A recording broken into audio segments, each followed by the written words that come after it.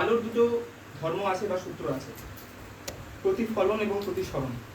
প্রতিফলনটা কি? প্রতিফলনটা হচ্ছে আলো যখন আমরা যখন কোনো আয়না হোক বা কোনো মিরর হোক তার সামনে যখন আমি একটা আলোকে রাখছি, সেই আলোটা কিন্তু যেই অ্যাঙ্গেলে আমি দিচ্ছি, angle of incidence equals to angle of reflection, যেই আপতন কোণে পাঠাচ্ছে আলোটাকে, ঠিক সেই কোণে আমার দিকে রিটার্ন আসছে। আর প্রতিসরণটা হচ্ছে যখন আলো কোনো লঘু মাধ্যম থেকে ঘন মাধ্যমে, অর্থাৎ লাইটার মিডিয়াম থেকে ডেন্সার মিডিয়ামে যাচ্ছে, আলো কিছুটা অ্যাঙ্গেল চেঞ্জ করে যাচ্ছে। আচ্ছা, এ না হয় হলো আলোর ধর্ম, তাতে আমার ব্যক্তিগত জীবনের ওখানে কি সম্পর্ক?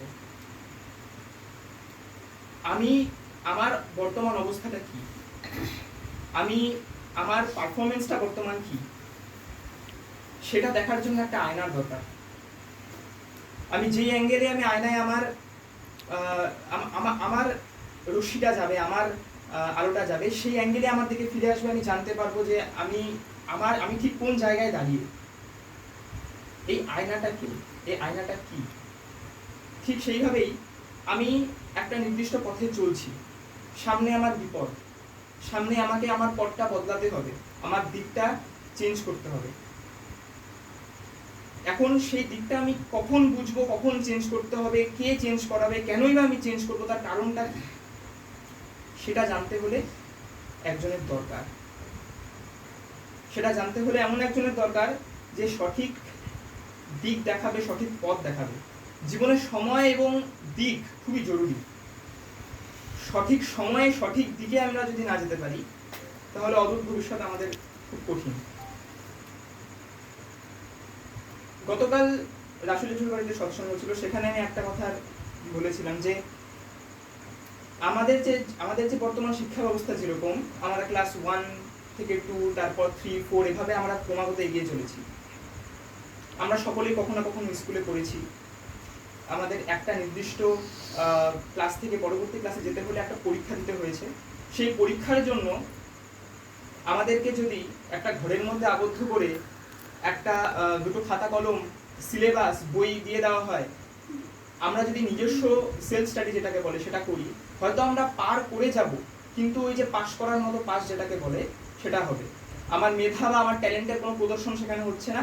আমি কোন জায়গায় দাঁড়িয়ে সেটা হয়তো আমি বোঝানোর কেউ থাকছে না, কিন্তু যখন একটা সঠিক শিক্ষক আমার পাশে থাকছে, আমাকে চোখে আঙুল দিয়ে দেখিয়ে দিচ্ছে যে তুমি কোন জায়গায় ঠিক দাঁড়িয়ে, তোমার কতটা ইমপ্রুভমেন্টের দরকার, সেটা আমাকে চোখে আঙুল দিয়ে দেখিয়ে দিচ্ছে। তাই সেই যে একজন, সে তাকে খুঁজে পেতে গেলে আমাকে এই সৎনাম, ঠাকুরের নাম, ইষ্ট নাম নিতে হবে। আজকে আমাদের শ্রীমন্দির হচ্ছে সব থেকে বড় কর্মযজ্ঞ, যেটা আমাদের কুমারগ্রাম সৎসঙ্গ কেন্দ্রের। সেই কর্মযজ্ঞের সব থেকে বড় কাজটা আমাদের পূর্ববর্তী জেনারেশন করে গেছে। আমাদের শুধু এই যে কাজটা তারা করে যাচ্ছে সেটাকে হালটা ধরে রাখতে হবে। কথায় কথায় আসে লোক নেই। কেন লোক নেই? কেন লোকটা নেই? তার প্রশ্ন আমাদের, সেই প্রশ্নটা আমাদের নিজেদের করতে হবে। কেন লোক নেই? কেন লোক থাকছে না? যারা আসছে তারা ঠাকুরের সংস্পর্শে কেন থাকছে না? কারণ আজকালকার যে জেনারেশন, আমরা এটা বলতে লজ্জা পাই যে আমরা ঠাকুরের কাজ করছি, আমরা ঠাকুরের কাজ করি, এটা বলতে লজ্জা পাই। আমি যে জেনারেশনে, আমি যেই ফ্রেন্ড সার্কেল থেকে বিলং করি, আজকে দুজন দুটো কথা বলে দেয়, এটা ভুল, ওটা ভুল, সমালোচনা করার জন্য প্রচুর লোক থাকবে। একটা কথায় আছে না যে বিশ্বাসে চেনায় বস্তু তর্কে বহুদূর। ওই বিশ্বাসটা যদি করতে পারি, ওই বিশ্বাসটা যদি তার প্রতি থাকে, চারিদিকে অনেক ডাইভার্সিটি আছে।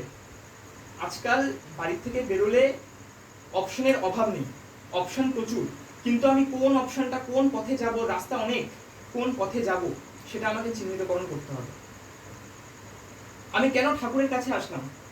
কারণ তিনি যেমন ধর্ম করাচ্ছেন, ঠিক সেভাবে আমাদের সায়েন্টিফিক ওয়েতে ধর্মটা করাচ্ছেন। এখন আসছে ধর্ম কথাটা করতে গিয়ে আসলো।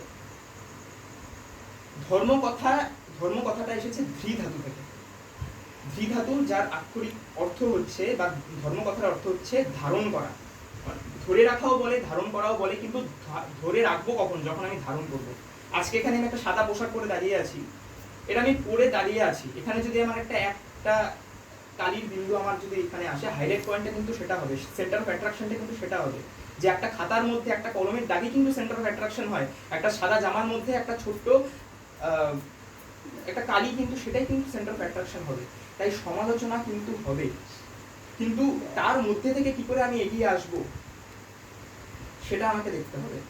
আজকে যেরকম অনিমেষ আমাদের এত সুন্দর এখন শ্রীফল বাজায়, শ্রীফল বাদক, আজকে যখন সে শিখছে সেই সময় তার চারিদিকে যদি এমন একটা এনভায়রনমেন্ট তৈরি করে দেওয়া হয় যে না তুই পারবি, তুই কর, তুই চেষ্টা কর, তোর ভুল হচ্ছে ঠিক হচ্ছে, তুই পারবি, সে একসময় ইন্সপিরেশনটা নিজের চরিত্রে অবগত অ্যাপ্লাই করবে, সে আস্তে আস্তে সে এখন একটা ভালো বাদক। সেই অ্যাপ্লিকেশনটা আজকে আমাদের নিজের জীবনে করতে হবে।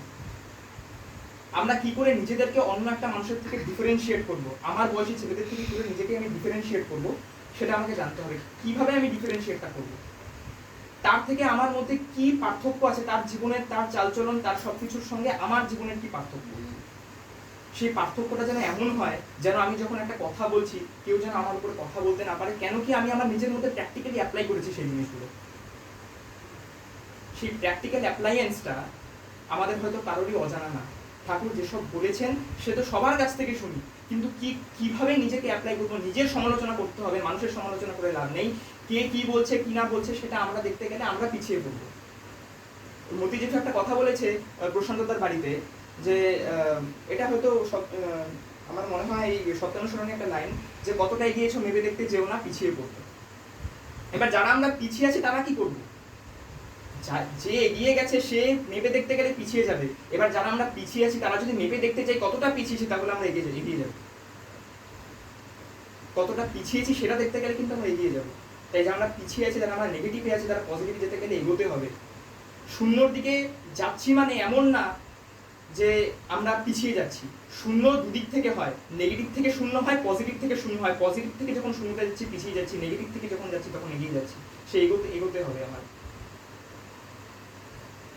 জীবনে। আমাদের যেরকম লাইট ফ্যান চলছে ঘরে, আমাদের জেনার ডায়োডের প্রয়োজন হয়। জেনার ডায়োডটা যেটাকে আমরা সাপ্লাইয়ার বলে জানি, বা যেটা আমাদের স্টেবিলাইজার বলে জানি, ইনভার্টারেও থাকে, সব রকম অ্যাপ্লায়েন্সে থাকে, ইলেকট্রিক অ্যাপ্লায়েন্সে থাকে। সেটা কি করে, আমাদের যে কারেন্টটা সেটাকে স্টেবিলাইজ করে। জীবনে স্টেবিলাইজারের দরকার, সায়েন্টিফিক অ্যাপ্লায়েন্সের দরকার। আমরা কখন নাম করছি, কখন ঠাকুরের প্রার্থনা করছি, সেটার একটা সময় আছে, নির্ধারিত সময়। সেই সময় বিনিয়োগ করতে পারি না আমরা। আর এটাই হচ্ছে সায়েন্টিফিক অ্যাপ্লায়েন্স, এটাই হচ্ছে ঠাকুর। আমরা অন্যদিকে যাচ্ছি না। যাওয়ার ওই একেশ্বর বাদ, ওই যে দাদা বললো একটু আগে, শ্রীরামকৃষ্ণ বুদ্ধ যিশু একজনই যে হয়, ওই একটাই। আমাদের গন্তব্য একটাই, কিন্তু পথ বিভিন্ন। কেউ সিঁড়ি দিবে, কেউ লিফট দিয়ে, কেউ দড়িবে। যেতে হবে কিন্তু সায়েন্টিফিক অ্যাপ্লায়েন্সের মধ্যে দিয়ে, নিজেকে তৈরি করার মধ্যে দিয়ে। আমি আর বেশি কথা বাড়াবো না, এই বলে আমার বক্তব্য শেষ করছি। জয় গুরু।